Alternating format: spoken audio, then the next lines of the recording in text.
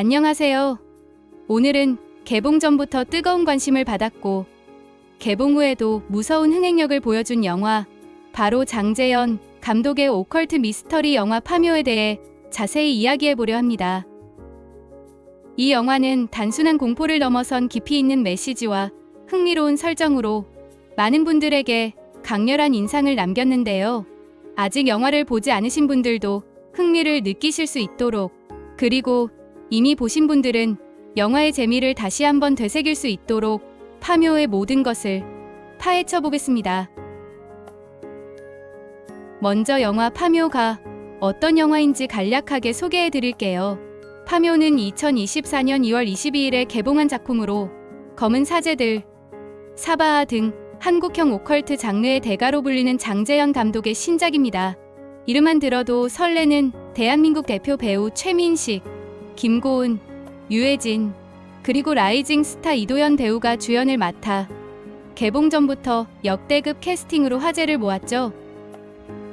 이 영화는 거액의 돈을 받고 수상한 묘를 이장하게 된 풍수사, 장의사, 그리고 무속인들에게 벌어지는 기이한 사건들을 다루고 있습니다.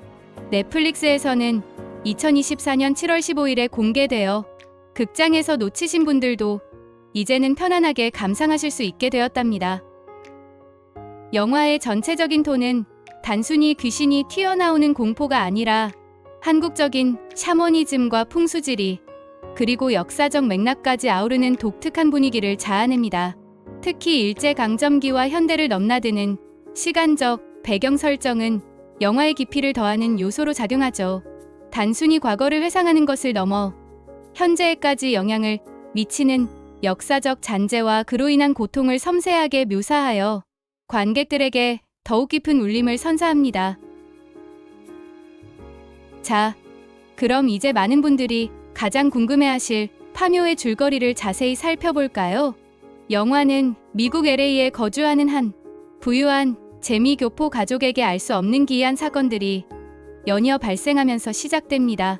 갓난아이가 이유 없이 아프고 집안에는 불길한 기운이 감돌죠. 절박한 심정으로 이들은 젊은 무당인 화림, 김고은 배우가 연기한 화림과 그녀의 동료 봉길, 이도현 배우가 맡은 봉길에게 도움을 요청합니다. 화림은 가족의 병이 조상 묘자리와 관련되어 있음을 직감합니다. 여기서 화림은 묘바람입니다라고 단호하게 진단하며 이야기는 본격적으로 묘를 파헤치는 방향으로 흘러가죠. 그녀의 날카로운 영적 통찰력은 이 가족이 겪고 있는 불행의 근원이 단순한 우연이 아님을 암시하며 영화의 긴장감을 처음부터 고조시킵니다. 화림은 오랜 경력의 풍수사 김상덕, 최민식 배우가 연기했습니다.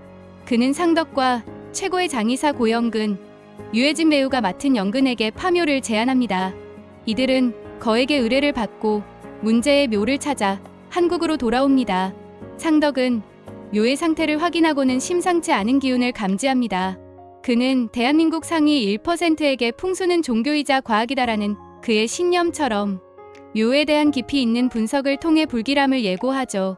그의 풍부한 경험과 직관은 이 묘가 단순한 묘자리가 아님을 경고하며 관객들에게도 불안감을 조성합니다. 결국 이들은 화림의 확신과 상덕의 우려 속에서 파묘를 결정하고 비장한 각오로 땅을 파헤치기 시작합니다. 하지만 이 과정에서 예상치 못한 발견을 하게 되는데요. 바로 일반적인 묘가 아닌 첩장된 묘라는 사실이 드러납니다. 첩장은 시신 위에 다른 시신을 묻는 방식으로 풍수적으로 매우 불길한 기운을 가진다고 알려져 있습니다. 그리고 그 안에서 그들은 끔찍한 형상의 관을 발견하게 됩니다.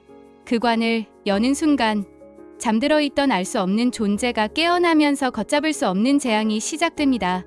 영화는 이 시점을 기준으로 전반부와 후반부로 나뉘어지며 전반부가 묘자리에 얽힌 미스터리를 다룬다면 후반부는 초자연적인 존재와의 사투를 통해 장르적 재미를 극대화합니다. 특히 후반부에 등장하는 오니는 일본의 요괴로 임진왜란과 관련된 역사적 맥락과 결합되어 영화의 메시지를 더욱 심오하게 만듭니다. 지용이 홀린 듯이 대동아 공영권을 외치는 장면은 영화에 숨겨진 의미를 엿볼 수 있는 중요한 단서이기도 합니다. 이들은 깨어난 존재로부터 가족과 자신들을 지키기 위해 사력을 다해 맞서 싸우고 그 과정에서 과거에 묻힌 끔찍한 비밀과 마주하게 됩니다. 이 과정에서 드러나는 한국의 아픈 역사는 단순한 오컬트 현상을 넘어선 깊은 성찰을 이끌어내며 관객들에게 복합적인 감정을 선사합니다. 영화 파묘의 재미를 더하는 또 다른 핵심 요소는 바로 매력적인 등장인물들입니다. 각 배우들의 압도적인 연기력은 캐릭터의 생명력을 불어넣으며 관객들을 영화 속으로 더욱 깊이 몰입하게 만듭니다.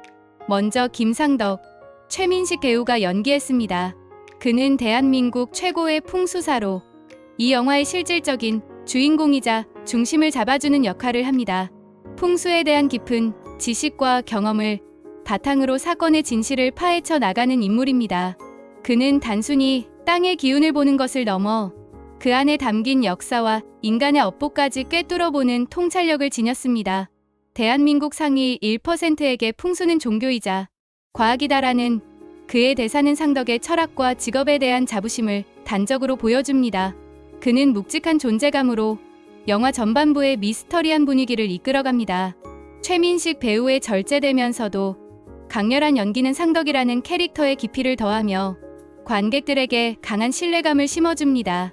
다음은 이화림, 김고은 배우가 맡았습니다.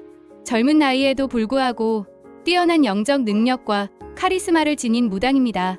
그녀는 묘에서 나오는 불길한 기운을 가장 먼저 감지하고 위험을 알리며 사건 해결의 실마리를 제공합니다. 김고은 배우는 신들린 듯한 곳 장면을 완벽하게 소화해내며 관객들에게 깊은 인상을 남겼죠. 그녀의 시원시원하면서도 섬세한 연기는 영화의 긴장감을 한층 끌어올립니다. 특히 묘바람입니다라고 말하며 사건의 본질을 꿰뚫는 모습은 그녀의 강력한 영적 능력을 보여주는 장면입니다. 김고은 배우는 이 영화를 통해 다시 한번 연기 스펙트럼의 한계를 뛰어넘었음을 증명했습니다. 고영근, 유해진 배우는 베테랑 장의사입니다. 그는 시신을 다루는 일에 능숙하며 상덕과 화림 사이에서 균형을 잡아주는 현실적인 인물입니다. 유해진 배우 특유의 유머러스하면서도 인간미 넘치는 연기는 자칫 무거워질 수 있는 영화의 분위기에 활력을 불어넣습니다. 하지만 동시에 그는 묘에서 벌어지는 기이한 현상들을 목격하며 점차 공포에 질려가는 인물의 감정 변화를 섬세하게 표현해냅니다. 그의 연기는 영화 속에서 관객들이 자신을 투영할 수 있는 가장 현실적인 캐릭터로서 몰입도를 높이는 데 크게 기여합니다. 그리고 봉길, 이도현 배우는 화림과 함께 다니는 무당으로 그녀의 든든한 조력자 역할을 합니다. 젊은 나이에도 불구하고 뛰어난 영적 능력을 지니고 있으며 특히 몸에 새겨진 경문 문신은 그의 신비로운 분위기를 더합니다. 이도현 배우는 다소 과묵하지만 강렬한 눈빛과 표정 연기로 봉길 캐릭터의 매력을 한껏 살렸습니다. 특히 그가 빙의되는 장면은 관객들에게 충격을 안겨주며 그의 연기 스펙트럼을 넓혔다는 평을 받았습니다. 군 복무 중임에도 불구하고 뜨거운 화제를 모으며 스크린 데뷔를 성공적으로 마친 이도현 배우의 활약은 파묘의 또 다른 관전 포인트가 됩니다. 이 외에도 집안의 묘탈이 난 부잣집 아들 박지용, 김재철 배우와 그의 어머니, 배정자 등 다양한 인물들이 영화의 서사를 풍성하게 만듭니다. 이들은 각자의 역할 속에서 영화의 미스터리를 증폭시키고 주인공들의 여정에 중요한 영향을 미치며 스토리라인을 더욱 탄탄하게 만듭니다. 파묘는 단순한 오컬트 영화를 넘어선 깊은 의미와 해석을 담고 있습니다. 앞서 언급했듯이 이 영화는 일제강점기라는 아픈 역사의 잔재와 그로 인한 고통을 한국의 전통적인 무속신앙과 풍수질이라는 독특한 소재와 결합시켜 보여줍니다. 묘의 위치, 등장인물들의 이름, 그리고 굿 장면 등 영화 곳곳에 숨겨진 상징들을 찾아보는 재미도 쏠쏠합니다. 예를 들어 영화 후반부에 등장하는 오니는 임진왜란과 관련된 역사적 맥락을 가지고 있으며 이는 영화가 단순히 무서운 이야기를 넘어 민족의 아픔과 한을 다루고 있음을 암시합니다. 이러한 요소들을 곱씹어보면 영화가 전달하고자 하는 메시지가 더욱 명확해질 것입니다. 단순히 귀신이 나오는 영화가 아니라 과거의 상처가 현재의 어떻게 영향을 미치는지에 대한 깊이 있는 통찰을 제공하며 관객들에게 역사적 성찰의 기회를 부여합니다. 파묘는 개봉 이후 꾸준히 흥행에 성공하며 1,000만 관객을 돌파하는 기염을 토했습니다. 이는 단순히 배우들의 인기나 감독의 명성 때문만이 아니라 관객들이 영화 속에서 발견하는 다양한 해석의 여지, 그리고 한국적인 색채가 강하게 담긴 오컬트 장르에 대한 호기심이 시너지를 냈기 때문이라고 생각합니다. 특히 굿 장면과 같은 한국적 소재들은 해외 관객들에게도 신선하게 다가갈 수 있는 요소로 평가받고 있습니다. 영화에 대한 해석은 다양하게 나올 수 있습니다. 어떤 분들은 영화를 통해 역사적 상징과 은유를 찾아내고, 또 어떤 분들은 한국 전통 무속 신앙에 대한 흥미로운 탐구로 받아들입니다. 저도 영화를 보면서 이 모든 요소들이 조화롭게 어우러져 하나의 큰 그림을 만들어내는 과정이 정말 흥미로웠습니다.